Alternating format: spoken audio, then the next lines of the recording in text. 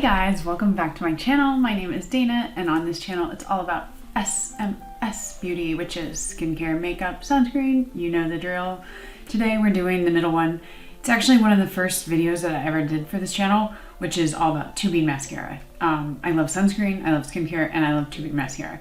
I love other things as well, but that's kind of one of the key factors to this channel.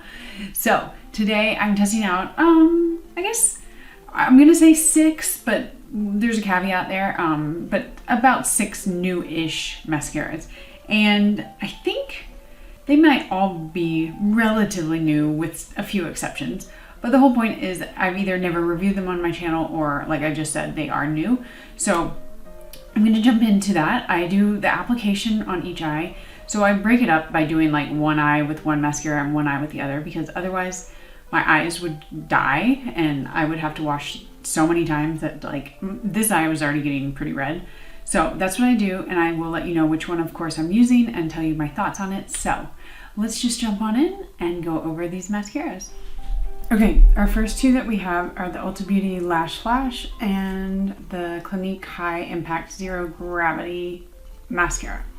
So these two out of the bunch are kind of my go-to everyday favorites for this like new bunch of mascaras. Not saying that they're my favorites of all time, but I definitely prefer them to some of the others we're gonna get into.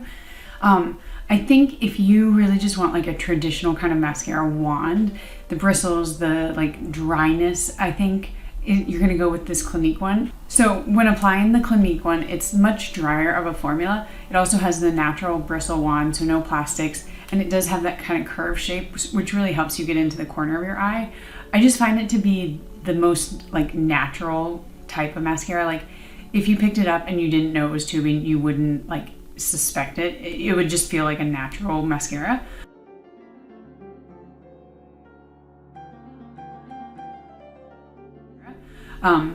I do really like the Ulta Beauty though, and I think it's because you get a lot of, you almost get like the fiber mascara effect, but not. It is a tubing mascara, like it's a true tubing mascara. It does have the plastic bristles instead of like the natural bristle, but it does have this kind of like rounded ball shape at the end, which really enables you to get into the corners, the edges, and kind of like spike it out if you want.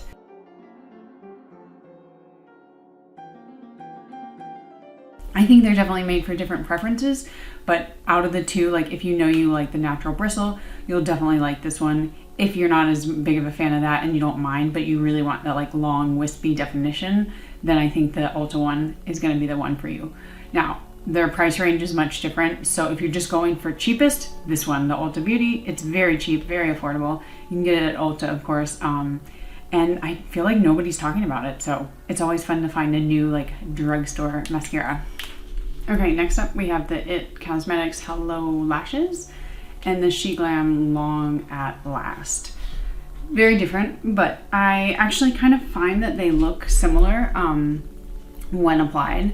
Now the IT Cosmetics has your kind of very like short bristle wand. So the actual bristles on it are very short, but then you also have that rounded kind of tip of it, which I find myself using more than the actual rest of the wand. I kind of just use that. But the problem with that is I feel like the product just kind of congeals on there, even if you try to get it off. So you can go overboard and you can get kind of like a little bit of a more chunky lash look. As you can see here, especially at the edges, even though like I'm using that, it just distributes a little bit more product than maybe I'd like. I think this one is nice if you're going for that kind of volume look.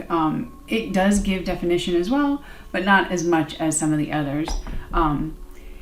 It's a good one and I do reach for it. I just think it's a little expensive, and for this price range you can find other ones that are going to do the job better. But again, you might love it, like it might be your jam. So if that like really short bristle is for you, then this one could be a good option.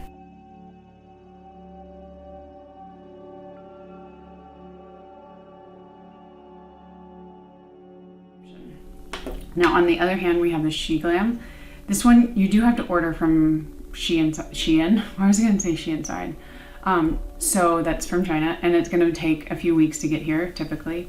I don't know if they do priority like shipping, whatever.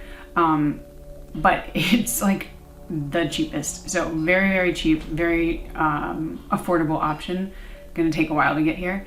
I think it's pretty much a dupe for the Urban Decay Lash Freak one, because if you saw when I showed you the wand, it's got the weirdest wand I've ever seen. It doesn't have any bristles on one side. So this side is just clear. And then of course on this side, it has kind of the shorter plastic bristles and then more of a rounded edge. So it's a little bit interesting. I think it's supposed to give you kind of that lift and curl. I don't think it does that like substantially better than any of my others, but I also don't really have an issue with curling. I think if you look at these two on right now, this is the Shein, this is the It Cosmetics, they look pretty similar. I would say that this one maybe gives you a little bit of a more like fluttery look, whereas this one is a wetter formula, so you can kind of go, it kind of can be a little thicker when it's applied.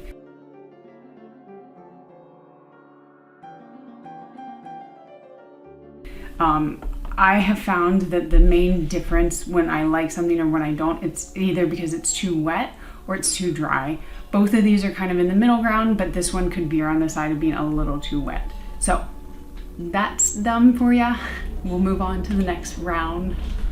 Okay, the last two that I'm going to be putting on today are the LA Girl versions. I don't know why I said versions. So we have two, I guess that's why I said.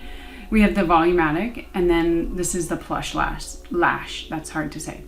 The Volumatic is 100% a tubing mascara. I've reviewed it in the past, and I feel like I don't know why I don't reach for it, and I have decluttered it in the past. This is maybe my second, maybe third. I think the reason is I don't love the application. It goes on pretty nicely. Like, this doesn't look bad to me at all. It does look a little bit like less volumatic than this one, which is supposed to be like, this is supposed to be the volumizing one.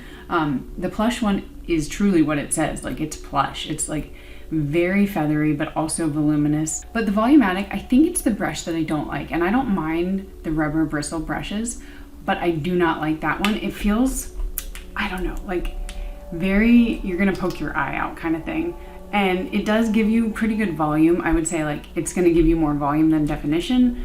It is very cheap, so if you just want a cheap mascara that is tubing, this is a good option. I don't find that it is as natural as some of my other like favorites, but that's just a trend, like whatever you want and whatever you like. If you like natural, if you like very voluminous, like if you like spidery, you know, it kind of depends on what you like. But I think it's just the brush that I don't love.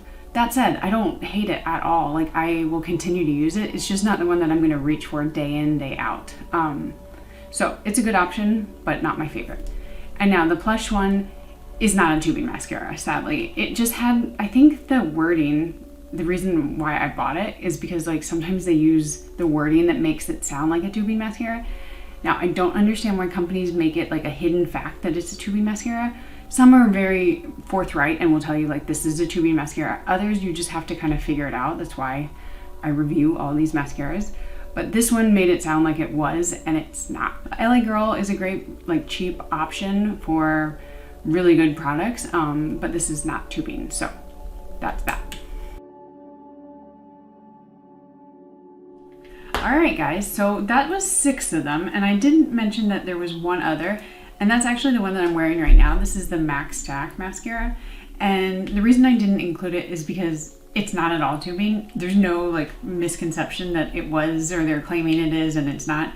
It's not. I just bought it because it's just going viral. And I can tell you, if you are interested in non-tubing mascaras that give your eyes like, wow, look at this. I'll zoom in. Look at that volume. Like, this is probably one of the most voluminous mascaras I've probably ever used. But it does, you know, have like runs off like normal mascaras, so not tubing.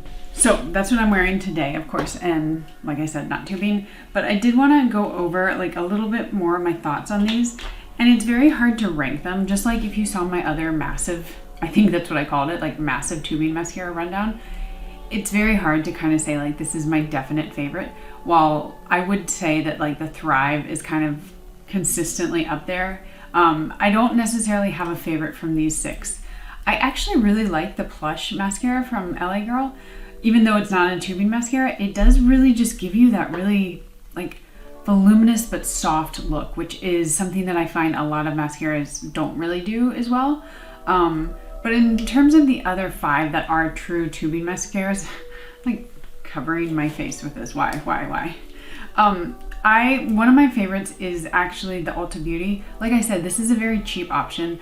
I think it's a little wet for some people, and that can kind of weigh lashes down. So if you're trying to have a curl, this is probably not the one for you. It also has the like bristle, like pokey wand, but I don't mind that at all. So this one is a very good cheap option. In terms of the other cheap one, the LA Girl, it is cheap, but I think for me personally, the bristles are not my favorite. Although now that I'm thinking about it, it kind of reminds me of the bristles on the Macstack, because I have too many in my hands. I don't know what I'm doing. They have almost, wow. Okay, let's look at this. Okay, can you see that? They're like so similar in bristles. This is the MAC, this one, the top one, and then this is the LA Girl. And honestly, it could be a dupe. So if you don't mind that kind of like pretty hard plasticky bristle that could poke your eye out, but you want volume, both of these are going to do that. And I'm pretty sure that I would consider this one a dupe for this, but even better because it's tubing. So that's a fun find. In terms of the other ones, I love this Clinique one. I also love the other one. I just think Clinique they're not cheap, but if that's something like you don't mind and you know you like Clinique, this is a great option. I love the bristle. I love that it's a little bit round, and it's a drier but not dry formula. But I would probably use this and like no other, just because I think it'll dry up a little faster. The Long at Last from SHEGLAM is, I'm pretty sure, a dupe for the, I already said it, what's it called? Urban Decay. Just so you can see, it's a very interesting wand. If you don't really like weird wands, this is not the one for you. And it, again, is a little bit of a wetter formula.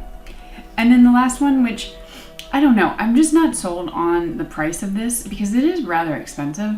This one is the IT Cosmetics, and it has such short bristles, but it doesn't give you like a natural look. So I feel like when you have really short bristles, it does tend to give you a more natural look. This one just kind of can be a little clumpy, so it's not my favorite.